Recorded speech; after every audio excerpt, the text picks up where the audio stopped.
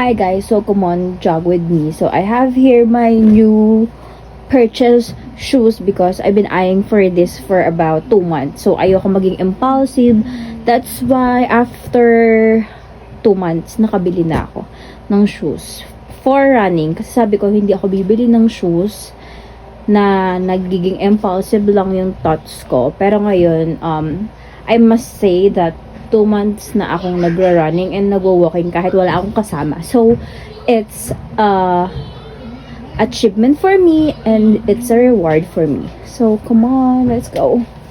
So, ito isusuot ko, yung black na upper ko kasi ayoko namang suot ng plain lang na sports bra.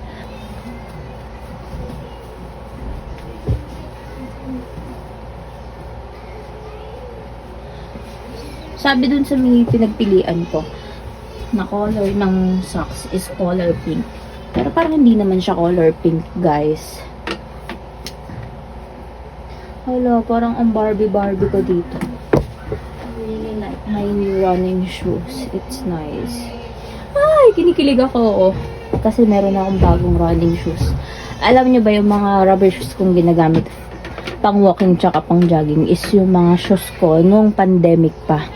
Kasi nga, ayoko talaga maging impulsive. And lalo na, once you're earning your own money to buy your things na kailangan is, ayaw mo nang padalos-dalos. Kasi you know that, mahirap siyang pagkitaan.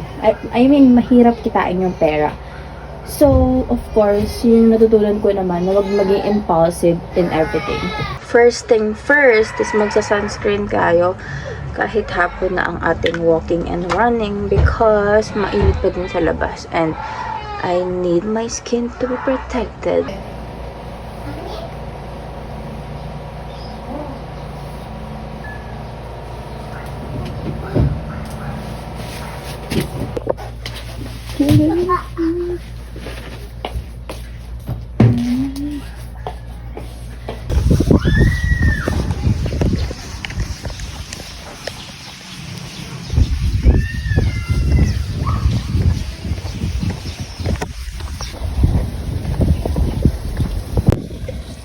Hala, sobrang hangin na dito sa dito pinag-walking and joggingan ko.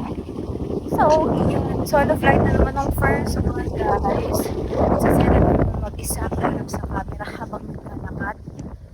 Kasi syempre, alam nga naman hindi ko ituloy maglakad or mag-jogging. Kasi ito din naman yung ginagawa ko kung paano ba? Me time for myself. Na ang cute ng outfit ko. All pink siya. Hindi naman pala all pink, but the shoes that I bought is parang shade of pink. Tapos yung short ko is pink. Diba? Barbie ang person. Wait, papakita ko sa inyo OOTD ko. Sana di malaglag yung cellphone ko pa.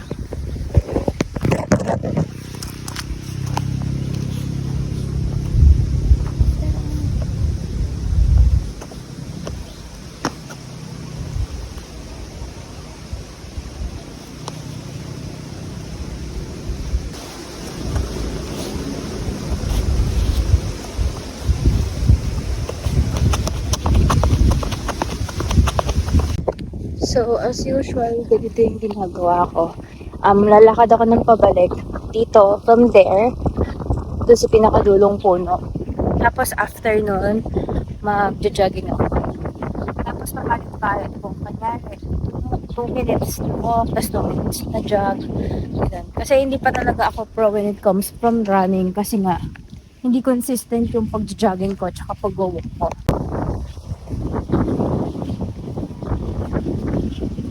So, ayan, tatapusin ko lang yung paglakad ko dito. So, dun sa may umpisa ng puno na yun hanggang dun sa dulo. And after nun is tatakbo. So, i-alternate ko sila. So, ayan, ako lang mag-isa dito. I don't know, bakasyon naman, madalo yung mga tao nag-jog. Pero most of them, pupunta pa sa pinakabayan namin. May sanctuary doon, tapos doon sila nag-jogging or nag-walk. But then, ako kasi mag-isa lang naman ako. So, kung saan mas accessible, siguro doon ako. And wala din naman ako kasamang pumunta doon. Wala din naman ako service. So kung ano na lang yung mas malapit doon sa amin, doon na lang ako. Diba? Right idea? Tama?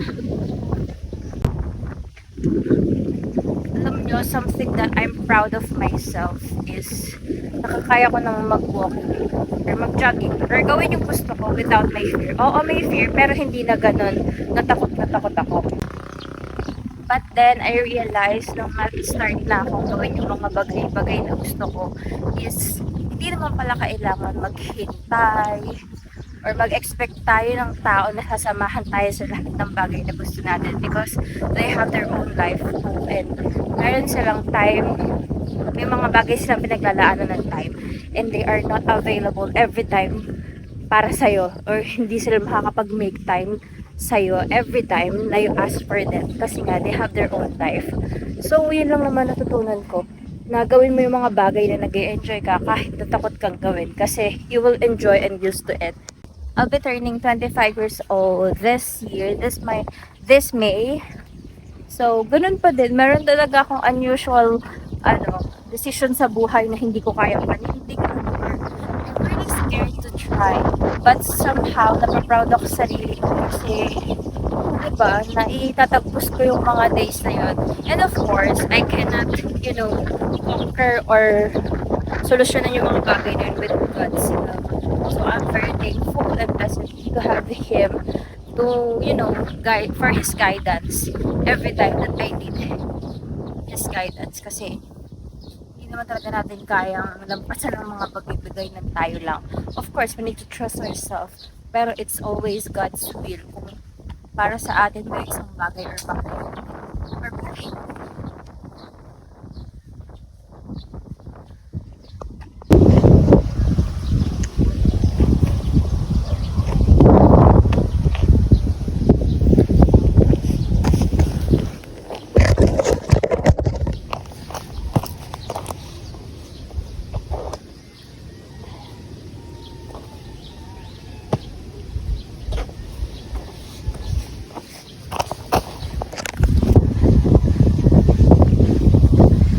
Malapit ko ng matumbo.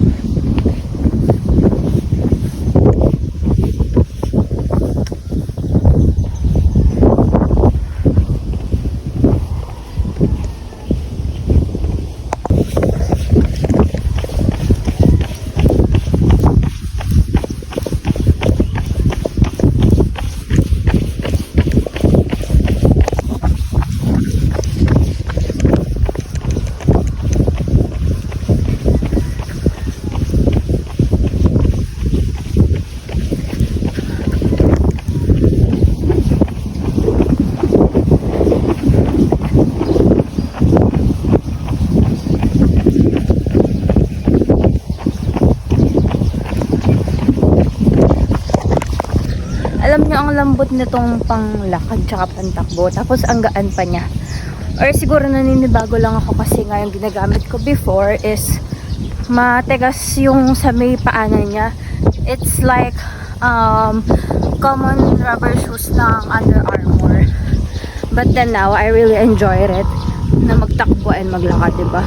Mga tao na din na nag-walk and nag-jog ngayon. Yung mga oras na ito. Pag ganyan may mga nakakasalubong ko, parang nakakulan ako ng social battery. Ano gagawin ko? Magsa-cellphone ako, ganun. Or ang gagawin ko, yuyuko ako. Or parang dead, mga ganun. Ganun ginagawa ko madalas eh. Siyempre nakakahiya.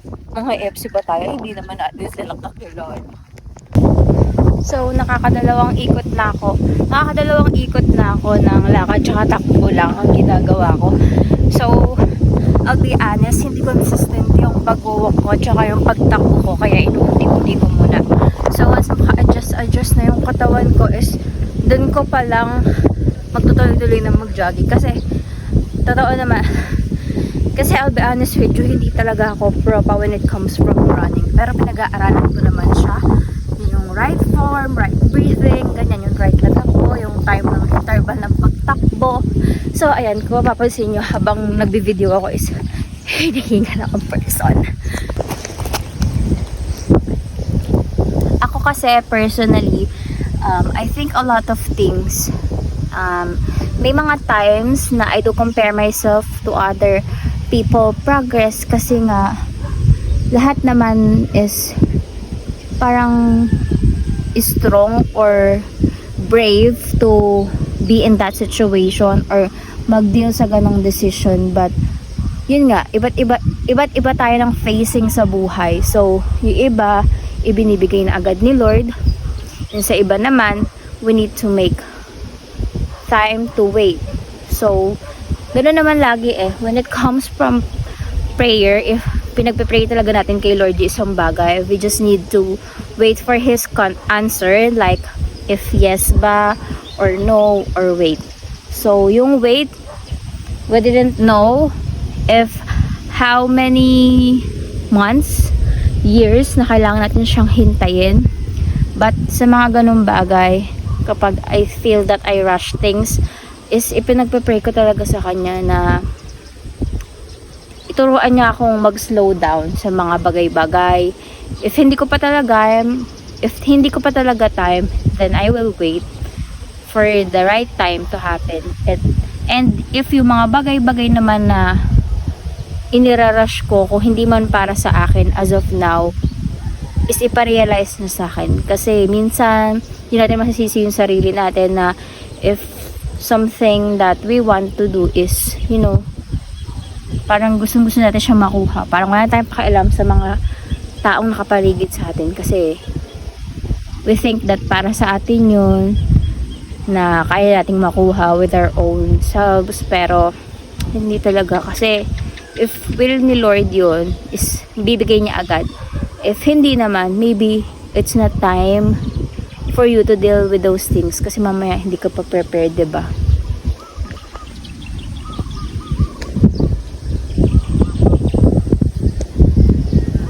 So yun lang naman yung chika ko for this video, and I hope na masundan to ulit yung the way I share my thought about my life. Kasi yun lang, parang nalilesen lang yung mga burdens or yung mga negative thoughts ko in life, lalo na kapag nabibring up ko siya or naikikwento ko siya. So nasa inyo naman yung kung gusto nyo panoorin yung video ko or ayaw nyo. But anyways, yun lang po. Bye everyone!